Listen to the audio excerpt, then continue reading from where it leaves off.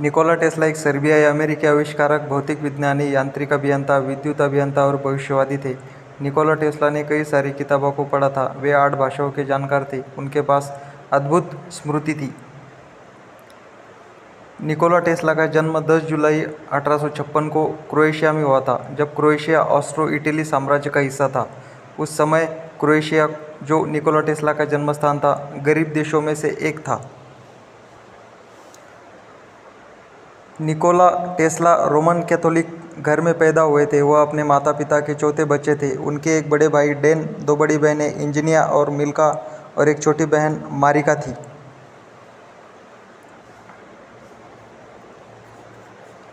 उनके पिता एक सच्चे रूढ़िवादी चर्च में एक पादरी थे और उस समय के युवा लोगों के सामने बहुत अधिक रास्ते नहीं थे।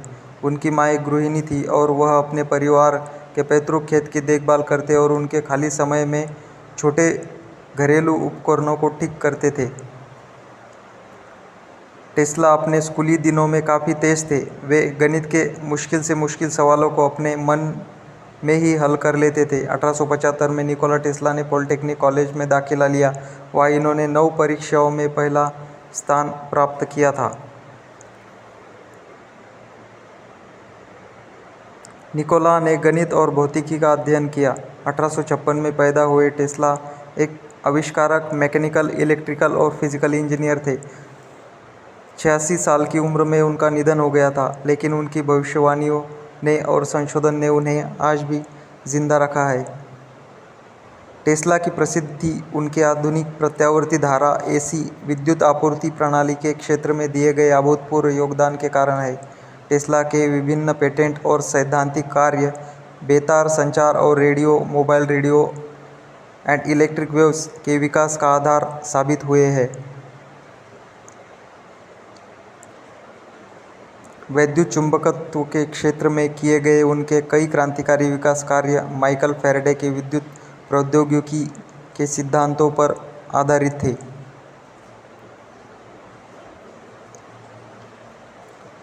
जब एक बार निकोला अपने बड़े भाई के साथ झूला झूल रहा था, तो उनके बड़े भाई डेनियल अपनी आंखों के सामने झुकते हुए झूले से गिरकर मर गए थे।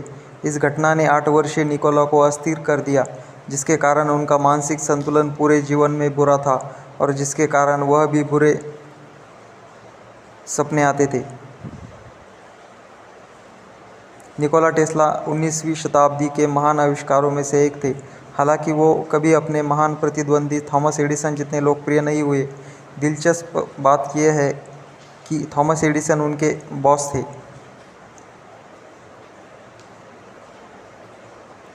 एडिसन डायरेक्ट करंट डीसी को बेहतर मानते थे, जो 100 वोल्ट की पावर पर काम करता था और उसे दूसरे वोल्टेज में बदलना मुश्किल था।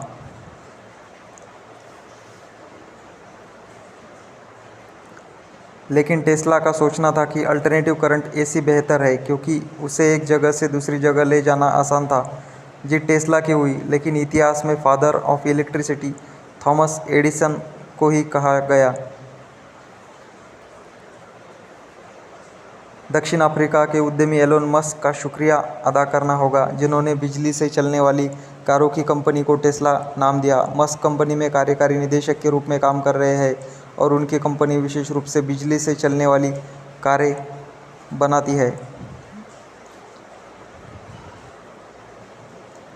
टेस्ला ने विद्युत के आविष्कार के अलावा कई तरह की टेक्नोलॉजी की भविष्यवाणी की थी, जो दशकों के बाद सच साबित होती दिखती है। आगे उनकी कुछ सबसे उल्लेखनीय भविष्यवाणियों का जिक्र है।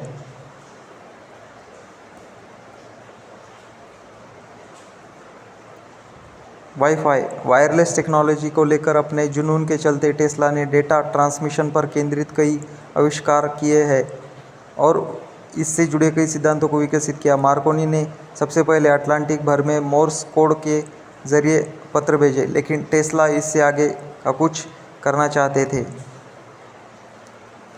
उन्होंने संभावना जताई कि पूरी दुनिया में एक दिन टेलीफोन सिग्नल, दस्तावेज, संगीत की फाइलें और वीडियो भेजने के लिए वायरलेस टेक्नोलॉजी का इस्तेमाल होगा, और आज वाईफाई के जरिए ऐसा करना संभव है। हालांकि वो खुद ऐसा कुछ नहीं बना पाए थे। उनकी ये भविष्यवाणी 1990 में वर्ल्ड वाइड वेब के आविष्कार के साथ सच हुई।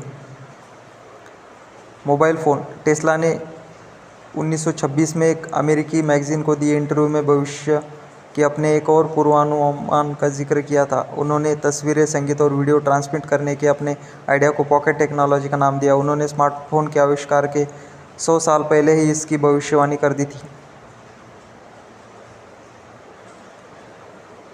Drone.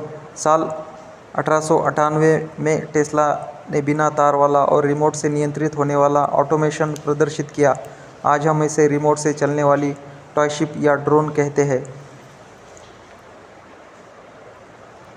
Wireless communication, robotics, logic gate ऐसी नई टेक्नोलॉजी से उन्होंने देखने वालों को हैरान कर दिया। लोगों को लगता था कि इनसे अंदर कोई छोटा बंदर है जो सिस्टम को नियंत्रित करता है। Commercial high speed aircraft. Tesla ने कल्पना की थी कि ऐसे एयरक्राफ्ट होंगे जो दुनिया भर में तेज़ गति से और देशों के बीच कमर्शियल रूट पर यात्रा करेंगे। इन एयरक्राफ्ट्स में बहुत से यात्रियों के बैठने की व्यवस्था होगी। निकोला टेस्ला ने कहा था, वायरलेस पावर का सबसे अहम इस्तेमाल ईंधन के बिना उड़ने वाली मशीनों में होगा, जो लोगों को न्यूयॉर्क से यूरोप कुछ ही घंटों में पहुंचा देगी।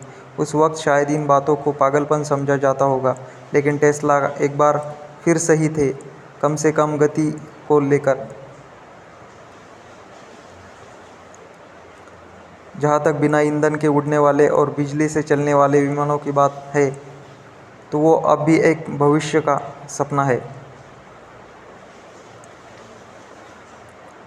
निकोला टेस्ला सदी के उन गिने चुने महान वैज्ञानिकों में एक थे जिन्होंने मानव जाति के पूरे इतिहास को ही बदल के रख दिया। अपनी पढ़ाई पूरी करने के बाद निकोला टेस्ला ने कई जगहों पर काम किया। इसके बाद वह थॉमस एडिसन के साथ काम करने लगे। वहाँ इन्होंने एडिसन के कई आविष्कारों को खोजने में उनकी काफ़ी मदद की।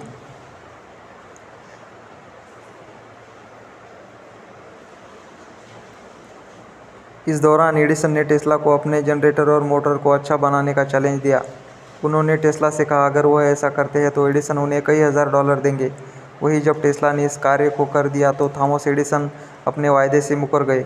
इस कारण निकोला टेस्ला और एडिसन के बीच मतभेद हो गया और टेस्ला ने वहाँ से नौकरी छोड़ दी।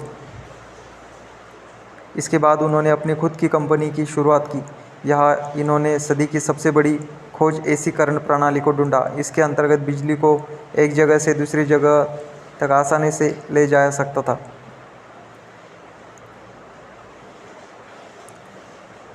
1890 के दशक में निकोला ने उच्च वोल्टेज ट्रांसफार्मर का आविष्कार किया, जिसे विद्युत थरथरान वाला मीटर, बेहतर प्रकाश और टेस्ला कुंडली के रूप में जाना जाता है।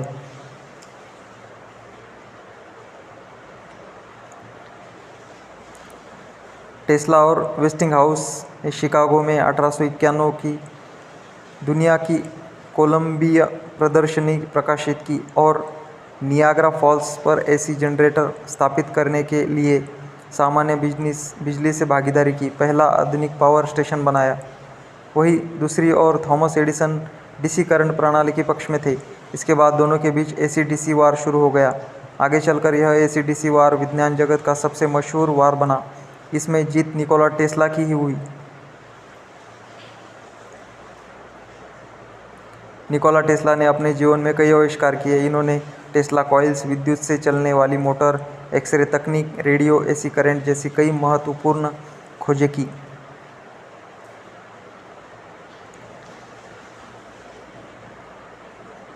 एक रिपोर्ट की माने तो रेडियो की खोज जो मार्कोनी ने नहीं, निकोला टेस्ला ने की थी। आपको जानकर हैरानी होगी, लेकिन जी मार्कोनी के रेडियो की खोज को अमेरिका के सुप्रीम कोर्ट ने अमान्य ठहराया था। इसके बाद उसने इस आविष्कार का पेटेंट निकोला टेस्ला को दे दिया था। निकोला टेस्ला के मुताबिक उन्होंने एक ही समय में भूत, भविष्य और वर्तमान को देखा था। टेस्ला ने अपने समय में कई हैरतअंगेज भविष्यवाणियाँ की थी, जो कि आगे चलकर सही साबित हुई। जीवन के अंत दिनों में उनके कुछ प्रयोग असफल साबित हो गए। इस कारण वे डिप्रेशन में चले गए। उन्होंने सबसे मिलना जुलना बंद कर दिया था, वह अकेले ही रहने लगे थे। टेस्ला को 7 जनवरी 1943 में अपने कमरे में मृत पाया गया था।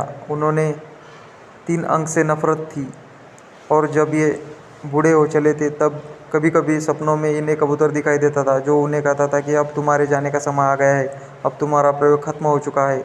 उन्होंने नोबेल पुरस्कार को लेने से मना कर दिया था।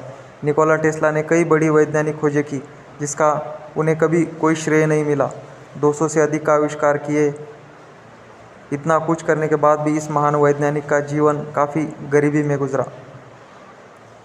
Thank you.